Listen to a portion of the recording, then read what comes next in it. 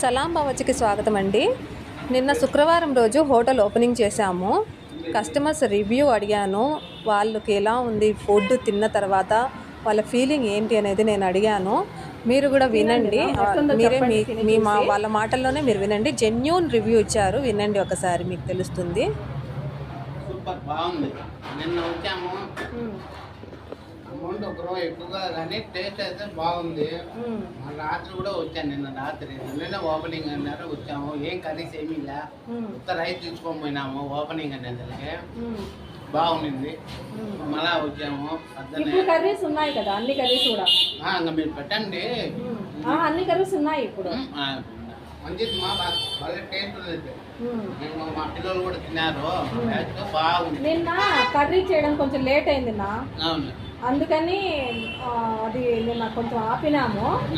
ఈ రోజు అన్ని కర్రీస్ చేసాము. ప్రతి ఒక్కటి రైతా ఉండాలి, దాల్చా ఉండాలి, భాజీ ఉండాలి, అన్నీ ఉన్నాయి. మీరు తిని చూసి టేస్ట్ ఎలా ఉందో నాకు రివ్యూ చెప్పండి. చాలా బాగుంది. నిన్న తినింది అయితే మీకు నచ్చిందా?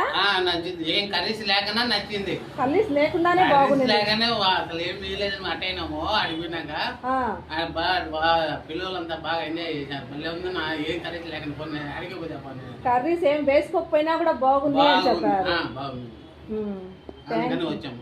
అవునన్నా, ఇంకా డైలీ వస్తారా? ఖచ్చితంగా వస్తాం. 8 గంటలకు పెట్టు గాయం పెట్టి ఒకప్పుడు నేను పెట్టినా. ఇప్పుడు 2021లో హోటల్ పెట్టాను. పద్దెన్న నా కోసం పెట్టుకునే హోటల్, బిర్యానీ హోటల్. 7:30కు బిర్యానీ చూడమ్మ అలంకాడ పెట్టాను హోటల్. నాకు ఇష్టం కాబట్టి నేను రాజేడు కడపగా ఎడగండి తింటా. ఇప్పుడు మీకు బిర్యానీ హోటల్ ఉందా? తీసేసారు.